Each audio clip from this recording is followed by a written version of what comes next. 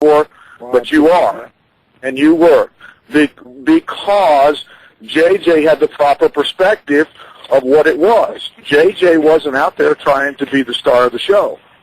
JJ was a player that made the whole product great, just like I was a tiny part of it. I wasn't trying to upstage us like Heenan did, and like some of these other guys, like Cornette. Who do you remember? You remember Jim Cornette. Bobby and Dennis were great performers, but you don't really remember them because Cornette tried to upstage him all the time. That didn't, and that's a tribute to JJ of being part of the bigger picture. Does that make sense? Agreed, it does. It does, and JJ, I think that I'll agree with Tully on this, not just because the both of you are together, but when we're talking about some of the greatest managers in the history of the business, you watch Raw right now tonight, and I mean, I'll be honest, I really can't even see any managers. But I know that you'll agree with me on this as well. There really is no current managers in the WWE. Not since they got rid of Armando. While managing Umaga, of course, but obviously, this is why I think the fans in Charlotte, the fans that are traveling throughout the United States to be a part of the Charlotte Fan Fest. It's a lost art, so they say. That's true, but most importantly, I think that JJ lends credence to the fact that maybe if some of these Nickelodeon writers can actually do something right, they'll sit down and they'll watch JJ and they'll actually take notes instead of trying to revive the old faded show Guts on Nickelodeon and wonder how they can make it better. Again, I'm outdating myself with some of these remarks. As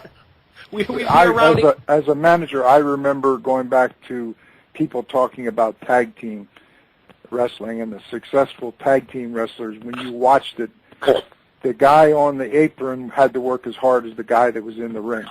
And he had to register with everything, whether it was good or bad.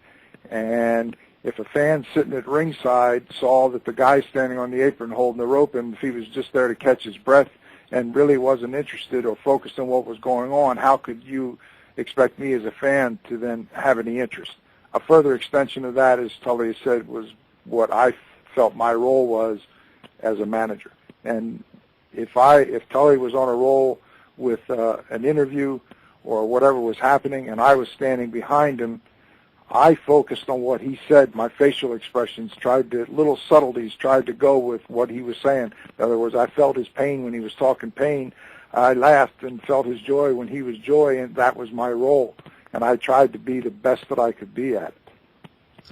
Guys, let me ask you this as a final question. Obviously, going back to what we've been hearing and seeing, unfortunately, over the course of the past weekend, the whole angle, the whole story seems to go back to steroids in professional wrestling and drug testing. Prefaced an article that just came out today on FoxSports.com with the fact that the federal government should intercede. The WWE has already gone record in the newspaper in Long Island Newsday that they are going to make changes to their wellness policy.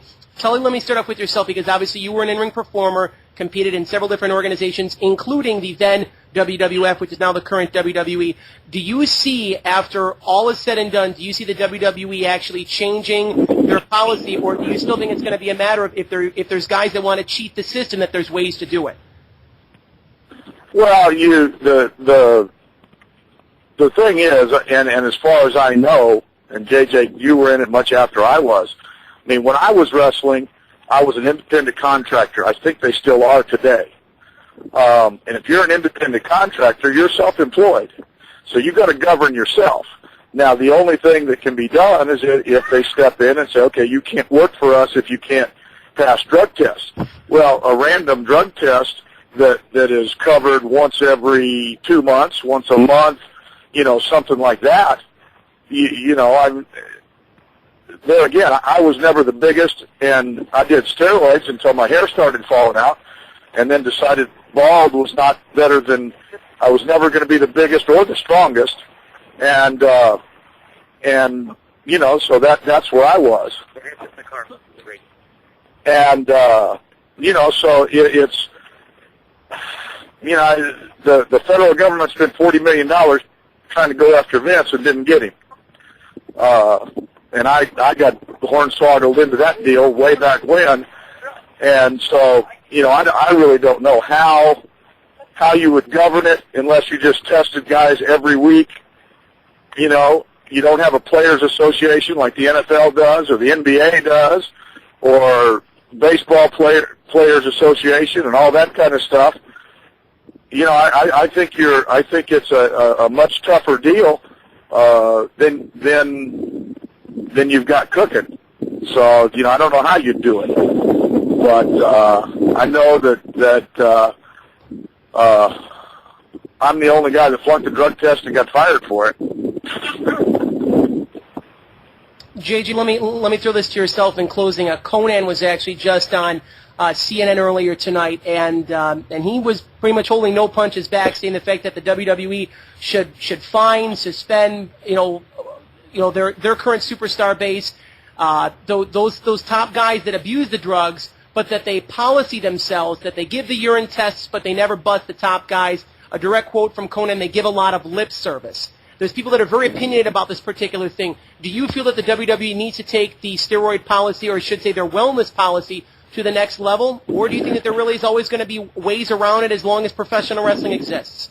I don't know. I think it's the same set of problems that you have in baseball, and there's always a finger pointing there of double standards, and when they talk about somebody like Barry Bonds being on the cusp of breaking a record, should there be an asterisk there, which is much as saying that people with knowledge look at him now, look at him then, and say there was a difference, and even though there's no proof that he ever failed anything, as Tully said, they're independent contractors. Yes, part of their contract is they agree to play by certain rules, and but the problem is, I guess, anytime you make rules, there are ways around it. And the thing with steroids, it was always a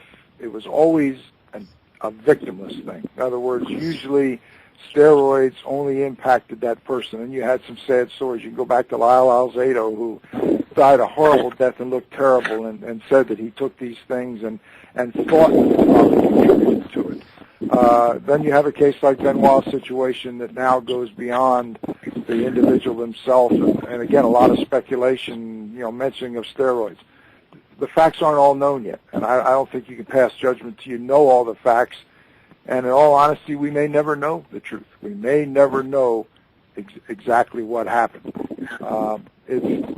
I don't know that there is a simple answer, and I draw an equation to sumo wrestling. The guys over there gorge themselves, some of them to be 400 and 500 pounds, in order to be part of the native sport of Japan. And the price they pay is that most of them don't live to be more than their mid-40s because of the damage to their bodies. It's a personal decision that they make because of the glory and the accolades of being a star in sumo. And I'm not trying to say that using an illegal substance is the same as someone who eats too much and gorges themselves, but it's an individual decision of, I want to excel in something for whatever my reasons, and then I make decisions on what I have to do me individually to get there. And I think, it's a very competitive environment in wrestling. A lot of guys fighting for that top spot.